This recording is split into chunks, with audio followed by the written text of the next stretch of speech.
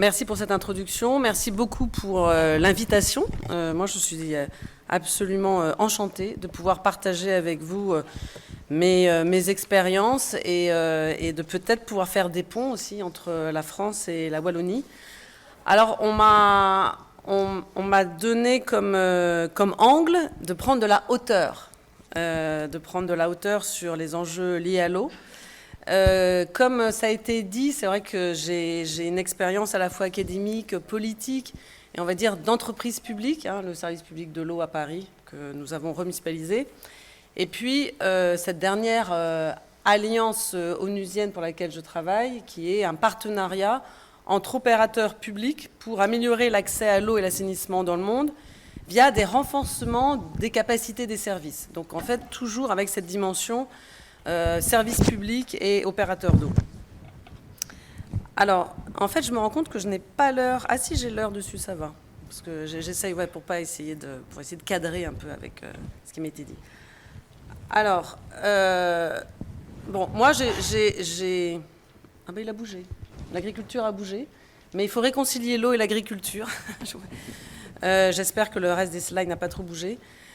Moi, je vais faire une introduction, en effet, comme ça a été dit, peut-être un chouïa décalé, peut-être un peu plus politique, mais sans vouloir être trop alarmiste dans mon introduction. Quand même, je pense qu'il faut assumer et reconnaître que nous sommes dans une crise de l'eau. On parle beaucoup d'une crise climatique, et les dernières années ont été très marquées par à la fois des réflexions académiques, des conventions internationales, de l'activisme aussi sur les changements climatiques. Mais je pense qu'on n'a pas du tout pris la mesure de la crise de l'eau dans laquelle nous sommes entrés. Alors, c'est vrai que je discutais hier avec mes amis wallons et ils me disaient qu'en Wallonie, vous n'avez peut-être pas encore, comme nous en France en 2022, subi de manière très très sensible la perte d'eau sur des territoires, le fait que sur des territoires entiers en France et encore maintenant il n'y a plus d'eau. Mais c'est pas seulement, parce que je dis ça parce que c'est pas seulement la question qualitative, ça a été rappelé en introduction, mais c'est aussi la question quantitative. Donc cette crise de l'eau dans laquelle nous sommes, à la fois quantitativement et qualitativement, d'ailleurs si je reprends je ne donnerai pas le chiffre pour la Wallonie, mais juste pour éclairer un peu, en tout cas pour la France. En septembre de cette année, donc il y a encore quelques semaines, c'était 90 départements qui avaient des restrictions d'usage sur certaines parties de leur territoire, donc départements français. C'est 40 000 habitants qui n'avaient pas un accès à l'eau au robinet, à peu près 189 communes. Donc en fait, ce n'est plus un sujet qu'on avait tendance à considérer comme réservé pour les pays, on va dire, dits en voie de développement. Et je ne parle même pas de la tragédie à Mayotte où les Mahorais n'ont pas d'eau 2 jours sur 3. Donc nous sommes dans une crise de l'eau en France, en Europe et dans le monde. Au XXe siècle, nous avons les activités humaines plus prélevées d'eau, 2 fois plus que l'augmentation de la population humaine. C'est dire à quel point nous exerçons une pression sur la ressource.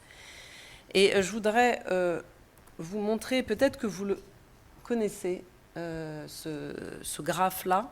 Je ne sais pas, est-ce que pour tout le monde, juste comme ça, est-ce que pour tout le monde, les limites planétaires est un concept connu? Est-ce qu'il y en a qui ne le connaissent pas? Il n'y a pas de honte du tout à avoir ça, à ne pas connaître. Tout le monde connaît. C'est formidable, on est vraiment dans une audience de gens avertis. Et ce qui est intéressant, c'est que les limites planétaires, maintenant, c'est un concept relativement récent, 2009 à peu près, mais qui est de plus en plus repris dans les conventions internationales et dans les textes internationaux. Et cette année, la limite eau, donc la 6e limite, a été dépassée. Ça, peut-être que vous le savez. Et il y avait 2 subdivisions à cette limite eau douce. Je vois d'ailleurs qu'elle n'est pas bien placée. enfin en tout cas l'eau verte et l'eau bleue, maintenant sont les 6e limites dépassées. Or, nous sommes à 9 limites planétaires qui conditionnent en fait notre possibilité d'habitabilité sur Terre. Et le fait que nous avons maintenant un dépassement sur l'eau verte et sur l'eau bleue devrait en fait sonner l'alerte pour l'ensemble des acteurs. Sachant que si vous regardez les autres limites planétaires, vous voyez que les enjeux d'eau sont évidemment très très corrélés à l'eau. Alors, avant d'aborder la prochaine séquence, ce qui m'intéressait de vous démontrer, en tout cas de vous présenter, c'est de voir comment nous pouvions, en fait, repenser les enjeux de l'eau dans la forme d'une nouvelle alliance avec l'agriculture. Et alors ça, c'est peut-être là un point de vue aussi de politique publique, mais ayant été très directement, non seulement confronté aux enjeux d'eau quantitatifs et qualitatifs, et aussi à la multiplicité des acteurs et aux conflits qu'il y avait, parce qu'évidemment, quand on dit tension sur la ressource en eau, que ce soit quantitativement et qualitativement, nous parlons évidemment conflit. Alors peut-être qu'en Wallonie, c'est un peu moins présent qu'en France, mais aujourd'hui en France, nous avons des conflits d'usage de plus en plus forts. Je ne m'étendrai pas sur des conflits d'usage qui peuvent parfois concerner les activités industrielles, parce que ce n'est pas le sujet, c'est pas le sujet du jour, mais ce sont des luttes. Ce sont des luttes dans la vallée de l'Isère contre l'installation d'une nouvelle usine de microprocesseurs. Ce sont des luttes qui se font à la Clusaz contre des activités de tourisme liées à la montagne. Et évidemment, ce sont aussi des luttes et des conflits qui se jouent sur des terrains, des territoires ruraux et agricoles. Et je pense que vous avez tous entendu parler de Sainte-Soline, avec des mouvements très forts. Mais moi, je voudrais, là aussi, sans vouloir du tout minimiser la dureté des confrontations, essayer de voir aussi les choses, enfin, en tout cas, l'angle qui peut être plus prometteur. Je ne sais pas si ça sera prometteur pour l'ensemble des agriculteurs qui sont ici présents, mais la bataille autour des méga-bassines de Sainte-Soline a montré aussi qu'il pouvait y avoir un mouvement social autour de l'eau. Et je pense absolument nécessaire qu'il y ait cette prise en compte de l'ensemble des usagers et qu'il y ait cette participation publique des habitants et cette voix de la population sur les enjeux de l'eau. Et souvent, elle n'est pas entendue, parce que c'est pas elle qui est directement concernée, mais le mouvement autour des bassines a aussi montré qu'il pouvait y avoir une prise en compte large par les habitants de ce sujet. Je voudrais là aussi dire que quand on parle, en tout cas moi je défends l'idée qu'il peut y avoir une nouvelle alliance entre le monde de l'agriculture et le monde de l'eau, eh bien ça doit se baser sur des expériences. Parce que là aussi, on confronte beaucoup les points de vue, les intérêts, mais on oublie qu'il y a des expériences et des expériences réussies sur des territoires, ici en France comme ailleurs, qui ont montré qu'on pouvait réconcilier les enjeux d'eau, les enjeux de sol, les enjeux agricoles et les enjeux d'alimentation. Et là, je vais prendre un petit peu de temps pour vous expliquer l'expérience parisienne. Alors, je sais que peut-être quelques-uns d'ici la connaissent, mais je pense que l'ensemble de l'auditoire ne le connaît pas. Donc, pour situer un peu le contexte, l'alimentation de l'eau de Paris, c'est 50% des eaux de surface, 50% d'eau souterraine. Donc évidemment, l'ensemble des masses d'eau qui approvisionnent Paris provient en dehors du territoire parisien. Donc déjà, on voit bien qu'on est sur un enjeu de partage territorial, puisque nous allons chercher l'eau loin, et ça a été pensé au XIXe siècle, par Belgrand et Haussmann, qui cherchaient déjà de l'eau de bonne qualité pour alimenter les Parisiens. Donc ils n'ont pas demandé, clairement à cette époque-là, ils n'ont pas demandé l'autorisation aux collectivités et aux habitants des territoires sur lesquels ils sont allés prélever. Et ils ont amené l'eau à Paris, une eau de bien meilleure qualité, une eau de source. Évidemment, aujourd'hui, nous ne sommes plus sur les mêmes qualités d'eau.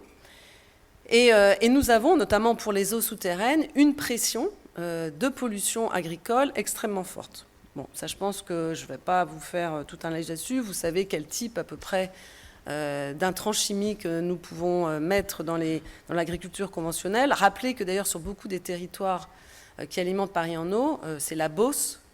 Et donc la Beauce, agriculture très fortement intensive, productiviste et donc fortement consommatrice d'intrants. Quand je suis arrivée en 2001, nouvelle élue, au conseil, à la mairie de Paris, conseil de Paris, et présidente de la société de production d'eau. Je ne vais pas vous faire maintenant après un laïus sur la façon dont ça a été organisé, c'est pas le sujet. Donc nous n'étions pas encore en régie, et nous n'étions pas totalement en opérateur public, mais était déjà la société d'économie de production de l'eau. Eh bien, il y a eu toute une réflexion pour voir comment un opérateur d'eau pouvait en fait réduire, en tout cas inverser un peu le cours des choses et chercher à avoir de plus en plus d'actions sur la prévention et la protection de la ressource plutôt que toujours sur le traitement. Et donc c'est un ensemble de politiques et de mesures qui ont été mises en place. C'est des baux ruraux, des baux environnementaux. Tout ça, ça s'inscrivait dans le cadre général de la PAC, et donc avec des mesures agro-environnementales bien réglementées. Et puis, et ça, je le dis peut-être ici aux acteurs sur le terrain, parce que je l'ai vécu vraiment de l'intérieur, on se rendait bien compte à la fois de l'intérêt de ces mesures, mais de la limite. Et j'ai beaucoup discuté avec des agriculteurs, parfois de manière un petit peu frontale, il faut pas le nier, membres de la FNSEA, qui m'expliquaient que la chimie, la mécanique, ça leur avait permis de libérer du temps politique, du temps syndical, qu'en effet, ils travaillaient moins la terre, mais que ça leur assurait des rendements extrêmement confortables et qu'il ne s'agissait pas pour eux de changer de logique. En même temps, dans cette confrontation de points de vue, je disais, d'accord, mais est-ce qu'on ne peut pas imaginer quand même des voies où certains agriculteurs qui sont prêts à faire la transition pourraient être accompagnés? Imaginez comment, nous, les acteurs de l'eau, pourrions peut-être avoir des partenariats un peu plus innovants avec le monde agricole. Et en fait, c'est de cette réflexion que l'opérateur Haut-de-Paris s'est dit, nous pourrions travailler sur des paiements services environnementaux. Et on a, alors je pense que, est-ce qu'il y a des gens qui le savent ici? Pour avoir le degré, je pense qu'il y en a certains évidemment de l'agence de l'eau qui connaissent, mais autrement vous connaissez peut-être pas exactement la totalité, enfin l'entièreté du mécanisme mis en place. Cet outil, ce nouveau mécanisme, très, faut le dire, très innovant, pionnier, et on espère d'ailleurs qu'il sera généralisé, est vraiment, donc je le dis, basé sur un paiement de services environnementaux. Donc, à côté de l'animation territoriale et agricole et d'un accompagnement technique des agriculteurs, il y a maintenant des aides financières qui sont portées par la régie. Par la régie, avec l'agence de l'eau Seine-Normandie. C'est un plan sur 10 ans. C'est 47 millions d'euros, supportés d'ailleurs à 80% par l'agence de l'eau Seine-Normandie. Et ce mécanisme, ce sont des aides directes à l'hectare. Je vais voir, voilà. ce sont des aides directes à l'hectare. Alors, ça varie évidemment en fonction des cultures. Donc vous voyez que là, on a à peu près 4 grandes mesures. C'est la polyculture élevage, l'agriculture biologique. Pour nous, c'est évidemment un axe important à Paris. Les grandes cultures. Il doit y avoir une obligation, évidemment, de s'inscrire dans le temps. C'est-à-dire qu'on ne peut pas se déconvertir comme ça. Donc il y a une durée minimale de 6 à 7 ans. Et c'est des montants qui sont compris entre 150 et 450 euros à l'hectare. Et donc c'est une aide financière, évidemment, non négligeable pour les agriculteurs bio. Évidemment, l'objectif, c'est la réduction de l'usage des pesticides et des nitrates sur nos ressources en eau. Et très clairement, une conversion à l'agriculture biologique.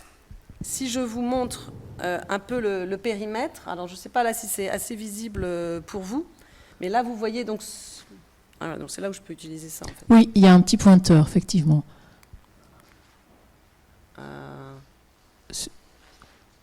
En haut, ouais, là où vous êtes, ouais. Normalement, voilà, ça marche. Donc, voilà, donc ça, mince, évidemment, il ne faut pas que j'appuie en même temps. Donc là, bon bref, vous voyez Paris, hein, parce que là vous l'avez vu, de toute façon ça n'a pas tellement d'importance. Vous voyez Paris et donc vous voyez l'étendue. Là vous voyez justement l'étendue du schéma d'alimentation et d'approvisionnement en eau des Parisiens qui s'étend très loin en dehors de Paris, hein, sur d'autres régions. Et là, vous voyez entourer les dispositifs de paiement en services environnementaux, essentiellement d'ailleurs basés plutôt sur l'ouest du schéma d'alimentation, avec les sources de la vanne qui sont extrêmement pionnières pour l'agriculture biologique. Donc ça a été un travail. Alors ça aussi, un petit point là-dessus, parce que ça aussi, ça me tient très, très à cœur. Au départ, quand cette idée a émergé, je me souviens très bien des discussions qu'on a eues à l'Agence de l'eau Seine-Normandie, parce que j'étais aussi administratrice de l'Agence de l'eau Seine-Normandie, et donc je disais, il faut imaginer voilà, ce type de paiement de services environnementaux, et la réponse qui m'était faite toujours, c'est... L'Europe nous l'interdit, il n'y a pas de cadre juridique, nous ne pouvons pas avancer sur un cadre légal défini. En gros, certes, c'est une bonne idée, mais ce n'est pas possible.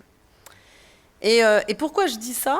C'est parce que, alors peut-être parce que je suis, même si je suis de formation universitaire, mais profondément convaincue que la politique, au sens noble du terme, c'est-à-dire... l'organisation de la cité et le choix des décisions qui peuvent permettre aux habitants de vivre sur un territoire, c'est une chose noble. Et pour moi, cet angle-là doit primer, on va dire, sur le cadre juridique défini. C'est-à-dire que la politique doit pouvoir justement définir les nouveaux outils d'intervention. Et de fait, ça a été un travail assez long, à peu près 2 ans de processus de validation auprès de la Commission européenne, mais ça a été validé. Et en fait, nous avons maintenant ce dispositif qui peut donc être généralisé et qui montre absolument tous ses avantages, parce que quand on voit là la situation actuelle, qui est, en tout cas en France, d'une agriculture biologique extrêmement menacée, à la fois par, certes, la crise énergétique, mais surtout par l'inflation, par le mode de distribution qui ne lui est pas favorable, l'agriculture biologique, très clairement, est en difficulté.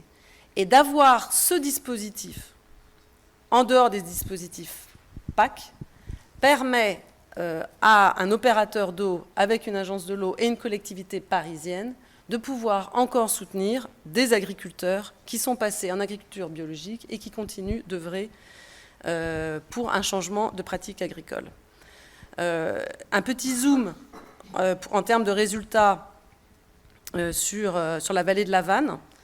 En 2010, on était à peu près 1% de la surface agricole utile en agriculture biologique, en SAU pour l'agriculture biologique. Et maintenant, en 2022, on est à 28%. Donc, c'est vraiment un saut qualitatif et quantitatif extrêmement important. Et évidemment, les agriculteurs sur le terrain sont très demandeurs d'avoir le maintien de ce dispositif, sachant qu'en France, il n'y a plus, malheureusement, depuis l'année dernière, d'aide en maintien à l'agriculture biologique. Si j'ai bien compris, vous avez encore la chance en Wallonie d'avoir de l'aide au maintien bio, mais en France, il n'y en a plus. Et donc ça veut dire que pour les agriculteurs bio, s'il n'y a pas ce type de dispositif un peu innovant, il n'y a pas d'incitation à passer en agriculture biologique. Pour terminer juste sur la présentation de ce dispositif, ce que je trouve aussi extrêmement intéressant et qui pour moi, justement, dans cette alliance nouvelle que je pense nous devons construire, des enjeux de l'eau et des enjeux agricoles ici comme ailleurs, il faut vraiment évidemment penser que ce dispositif-là a permis de sortir en fait d'une logique uniquement du petit cycle. Et donc évidemment on est sur des logiques de grands cycles et de multi-acteurs. Parce que je l'ai dit, dans les acteurs, il y a l'opérateur d'eau, il y a l'agence de l'eau Seine-Normandie, il y a la collectivité parisienne, et la collectivité parisienne, alors c'est le début, mais elle a décidé d'avoir un débouché aussi pour une partie des cultures, des cultures qui sont produites sur ces nouveaux, grâce à ces nouveaux dispositifs, sur des nouveaux territoires passés en agriculture biologique. Donc c'est par exemple les lentilles, là ce que vous voyez dans la main, ce sont des lentilles. Des lentilles du pays d'Hôte, qu'on retrouve dans les cantines scolaires parisiennes. Donc là aussi, pour l'instant, on est à quelques productions agricoles, un soutien de la filière aussi. L'usager parisien, en fait, par la facture de l'eau, eh bien, paye à la fois cette conversion à l'agriculture biologique, un soutien du bio dans les cantines, et aussi un soutien aux coopératives. Et donc ça veut dire qu'on est vraiment dans un schéma un peu holistique, et avec, je le redis, la dimension multi-acteurs et territoriale prise en compte. On est vraiment sur un schéma, pour moi un schéma vertueux, qui est certes un exemple, ce n'est pas l'alpha et l'oméga, il peut être amélioré, mais on fait vraiment, on va dire, la totalité du circuit. Bon, comme je ne voulais pas seulement dire qu'Haute Paris était formidable, j'ai donné un exemple que j'avais repris d'ailleurs d'une présentation de Marc Benoît, peut-être que certains le connaissent ici, agronome, scientifique de l'INRAE et qui a été aussi président du conseil scientifique de l'Agence de l'eau et qui me rappelait qu'il y a aussi quelques autres success stories, notamment là en Meurthe-et-Moselle à Xermaménil, et où on a pu montrer là aussi avec un projet mené avec aussi l'ensemble des acteurs et aménagement foncier, baux ruraux, outils aussi à disposition du monde agricole, comment on pouvait préserver les ressources en eau et définir un périmètre de protection préservé beaucoup plus ambitieux et avec une chute des niveaux de pesticides et de nitrates retrouvés dans les eaux. Là, même si c'est peut-être pas le sujet là directement, comme là aussi on me demande de prendre un peu de hauteur, moi je plaide, là d'ailleurs c'est marqué, gestion de l'eau en régie. Je n'aurai pas le temps de développer pourquoi. Moi, je suis une fervente convaincue qu'il faut des services publics en gestion publique plutôt qu'en gestion privée. Mais en tout cas, sur ces exemples-là, quand même rappeler qu'une gestion publique veut dire qu'il n'y a pas de contrat de délégation de 5, 10 ou 15 ans. Il n'y a pas de logique financière et commerciale et on ne doit pas rémunérer des actionnaires par le versement de dividendes. Et ça peut sembler peut-être comme ça un peu anecdotique, ça change tout.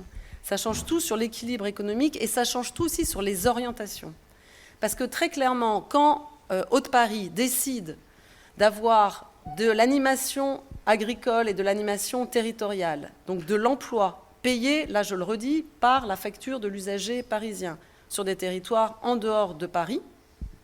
Elle le fait, alors que ça a un coût pour elle, que ça ne lui rapporte rien directement sur le court terme, mais qu'elle a une vision, à juste titre, de long terme, parce qu'on est obligé d'avoir une vision de long terme si on veut gérer l'eau, et une gestion de long terme où elle se dit, à juste titre, il vaut mieux essayer de réduire à la source les pollutions plutôt de continuer à avoir toujours des filières de traitement de plus en plus onéreuses, énergivores et coûteuses aussi environnementalement.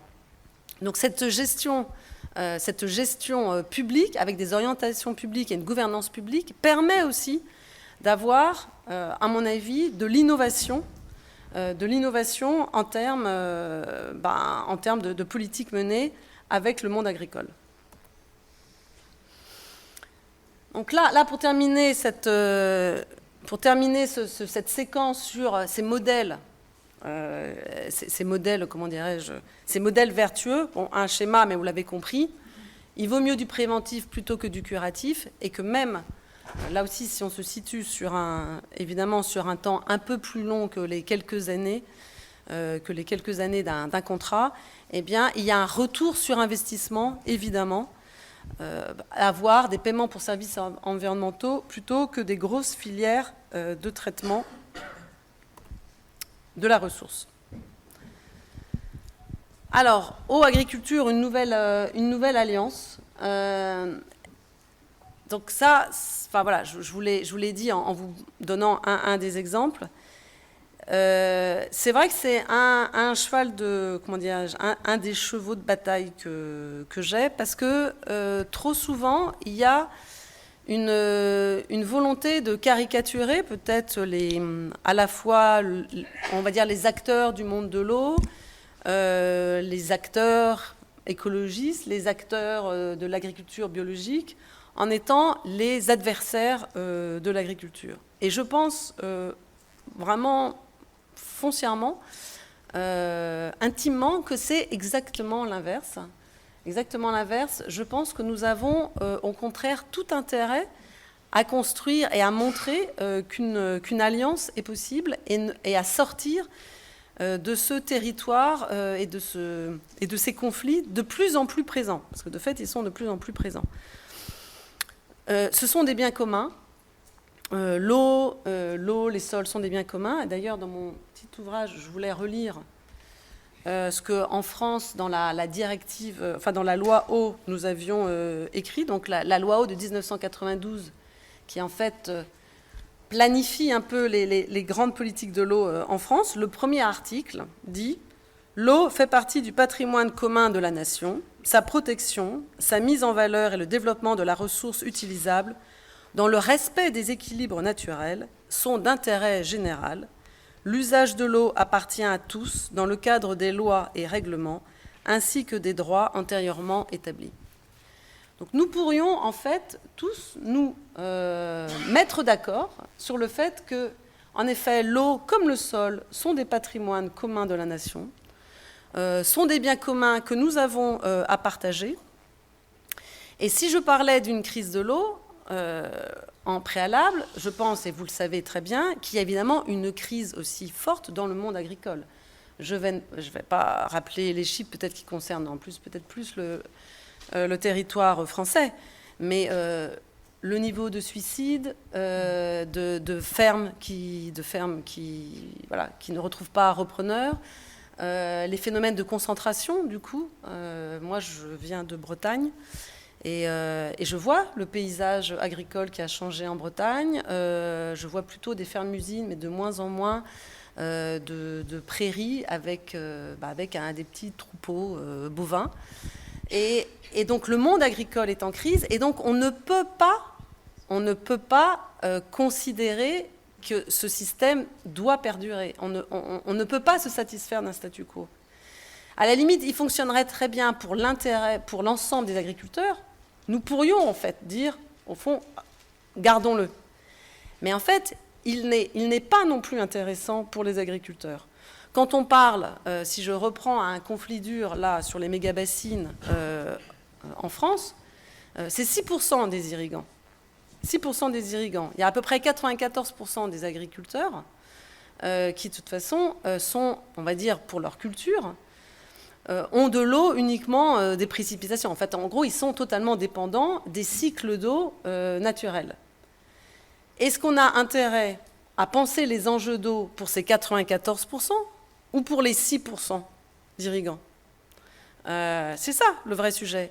Est-ce qu'on a intérêt encore à continuer à défendre les intérêts d'une petite catégorie d'agriculteurs qui se retrouvent très très bien dans les instruments de la PAC, qui encore sont très très fortement subventionnés, alors que de nombreux éleveurs sont obligés de fermer la porte, qu'il n'y a plus d'agriculture maraîchère sur certains territoires, que la difficulté de la reprise des fermes est un sujet absolument crucial.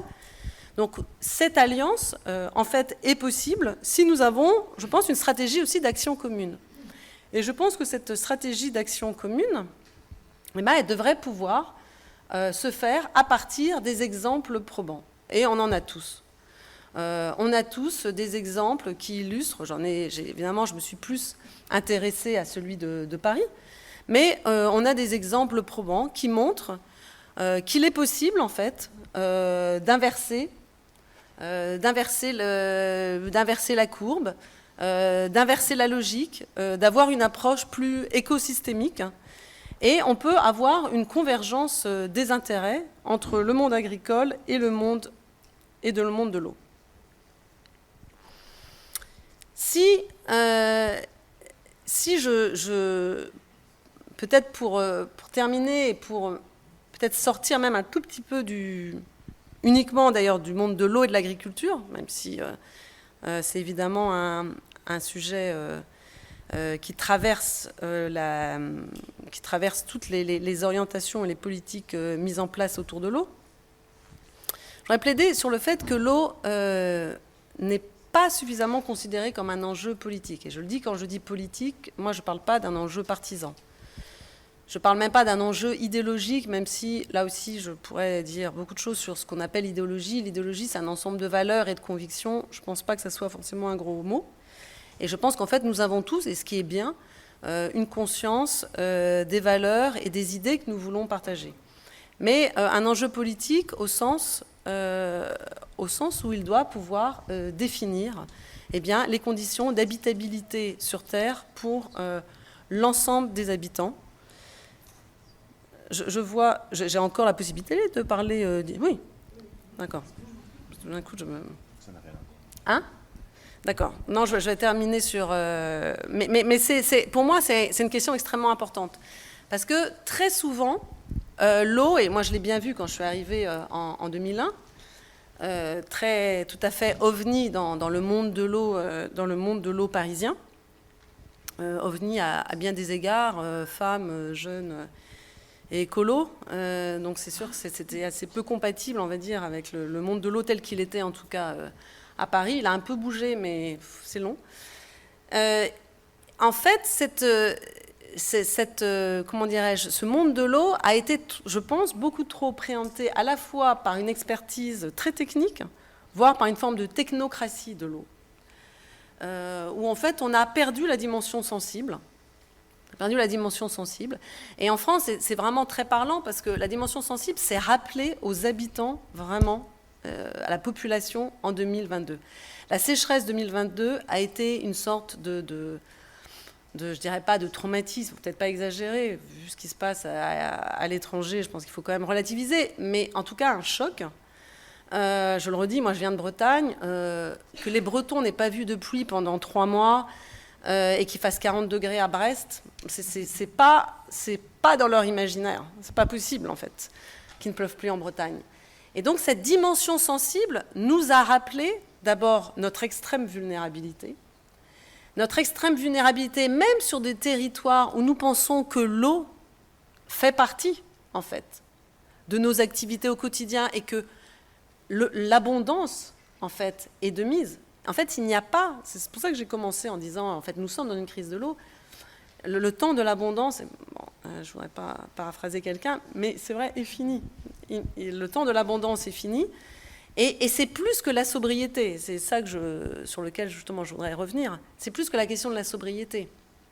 Il faut avoir une approche totalement différente. Et c'est pour ça que là je disais une approche écosystémique, parce que dans ce monde, je pense parfois trop technicisé, technocratisé, eh bien il y a, en tout cas je le vois dans mon pays, et ça s'est vu avec le plan eau, défendu par le gouvernement, 53 mesures, qui en fait avaient plutôt, comment dirais-je, qui défendaient plutôt des mesures, je dirais, très technosolutionnistes.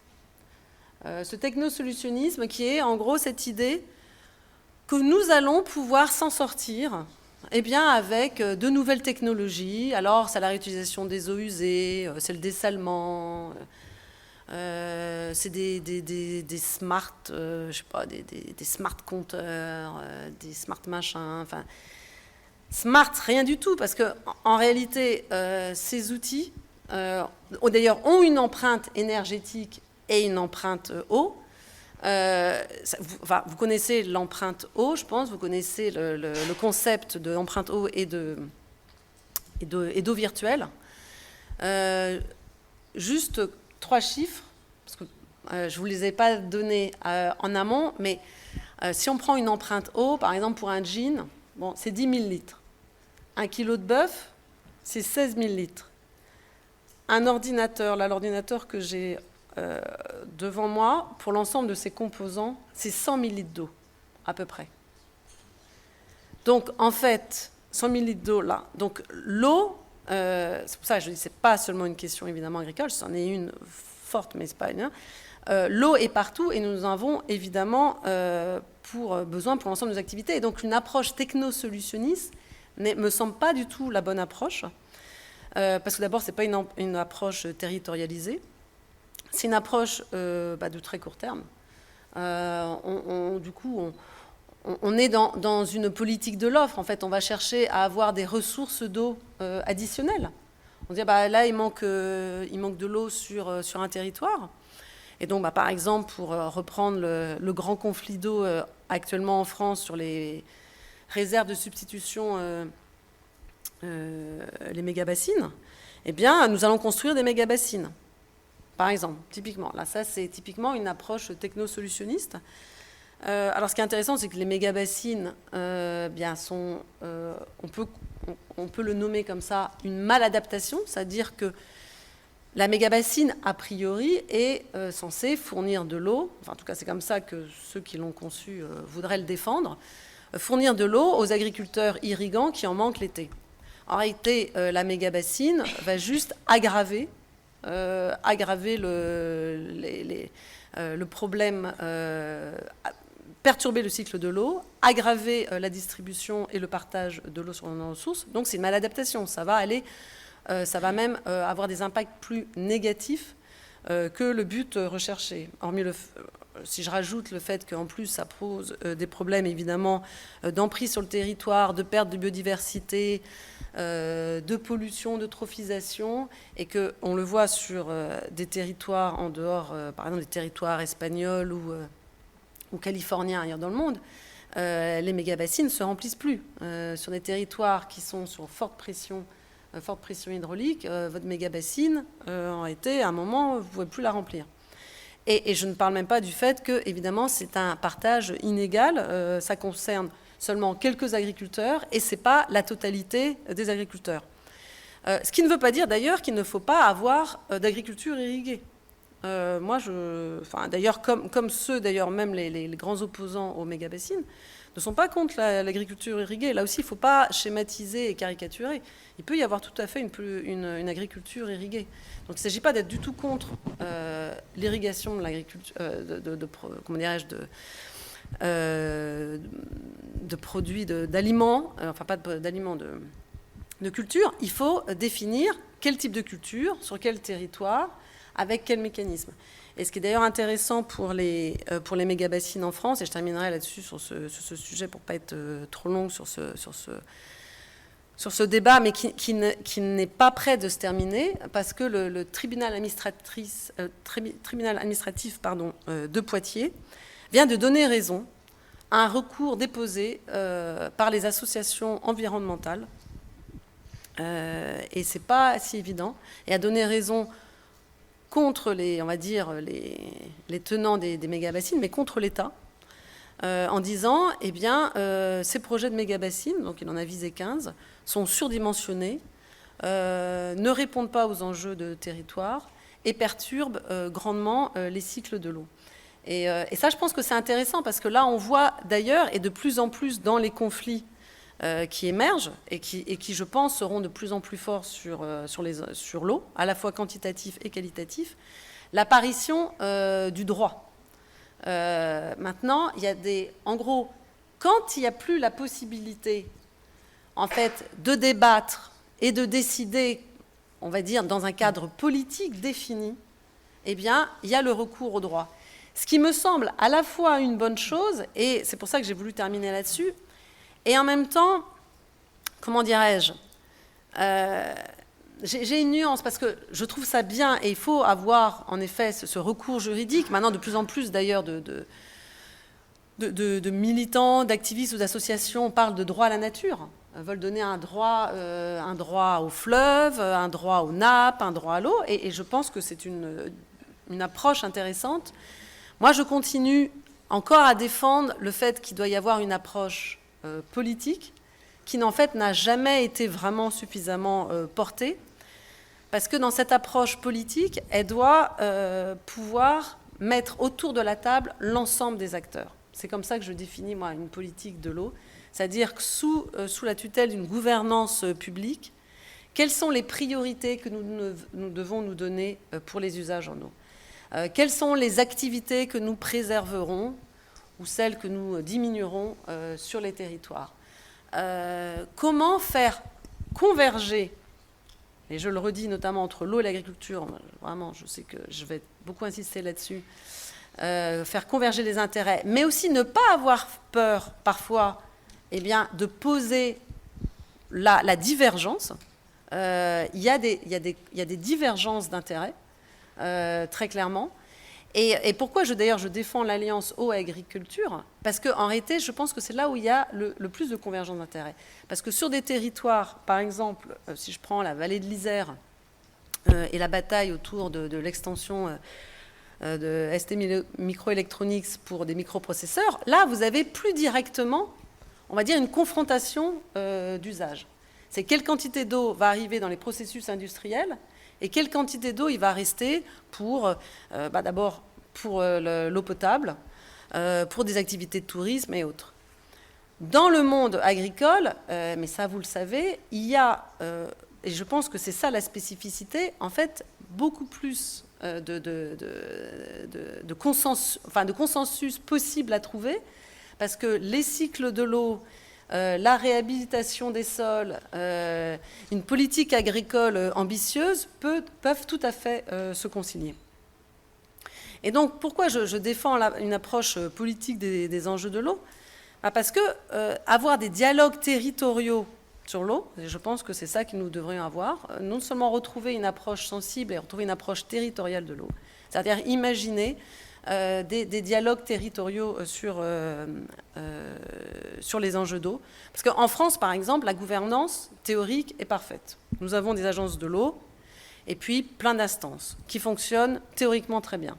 Dans la réalité, ce n'est pas le cas. Et là, je suis bien placée pour savoir, pour avoir mené bataille et à un moment gagné même l'élection du comité de bassin de l'agence Seine-Normandie et l'avoir, perdu sur la pression de certains lobbies, voilà, alors que la bataille démocratique avait été pourtant gagnée.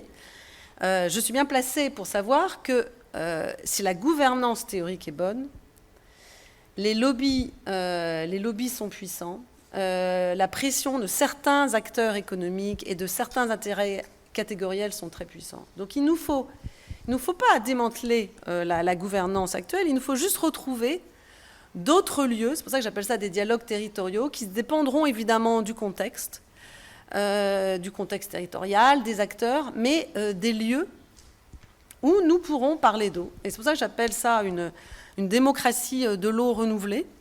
Alors évidemment, après, il faut se mettre d'accord, parce que pour avoir un enjeu, avoir un débat démocratique sain autour de l'eau, eh bien d'abord, il faut se mettre d'accord quand même, on va dire, sur les connaissances, un partage de l'information. Et ça peut sembler étonnant, mais là aussi, si je prends le cas français, nous avons une méconnaissance très grande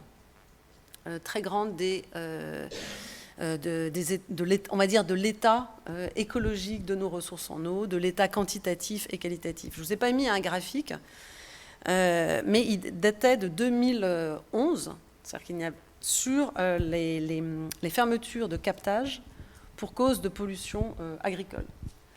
2011. C'est-à-dire qu'il n'y a pas, depuis, à ce jour, de connaissances consolidées en France sur la fermeture des captages dus aux pollutions agricoles. Et qu'aujourd'hui, le secrétariat général de la planification écologique, nouvelle administration mise en place par ce gouvernement, cherche à avoir des informations. Et qu'il va chercher auprès des meilleurs hydrogéologues qui se disent ah ben, peut-être que là, en fait, nous allons récupérer telle information, telle information. Comment est-il possible que nous n'ayons pas, à ce jour, et je vais terminer de toute façon là-dessus, comment est-il possible qu'à ce jour, nous n'ayons pas une bonne connaissance de l'état quantitatif et qualitatif de nos ressources en eau? Donc ça, c'est la base. À partir de cette information partagée, eh bien, évidemment, il faut pouvoir, et c'est pour ça que je terminerai là-dessus, avoir des instances de dialogue. Et donc, écouter l'ensemble des parties prenantes. Et ne pas avoir peur, je le redis, de la confrontation des points de vue. Et dans cette confrontation de points de vue, eh bien, il y a la possibilité d'avoir des instances de décision et de co-élaboration pour avoir des politiques territorialisées et qui permettront d'avoir, comment dirais-je, non seulement une bonne gestion de la ressource, à la fois quantitative, je dis toujours à la fois une bonne gestion de la ressource sur le plan quantitatif et qualitatif, mais vraiment permettre les conditions d'habitabilité sur Terre. Et comme je le termine dans le petit ouvrage que j'ai écrit, en fait, nous pourrions peut-être inverser notre approche. Nous avons jusqu'à ce jour toujours pensé l'eau comme une commodité, comme une ressource, comme une marchandise. Il faut la penser comme un milieu, comme un système, et nous devrions peut-être faire au moins l'exercice de penser l'ensemble de nos activités et de nos pratiques à partir de l'eau, à partir de son milieu, et de voir dans cette inversion d'approche ce que nous pourrions faire, et je suis absolument convaincue que nous aurions à y gagner essentiellement, et pas seulement pour la préservation de la qualité des eaux, mais pour la préservation de la qualité de nos vies, de notre bien-être sur les territoires auxquels nous sommes attachés. Merci.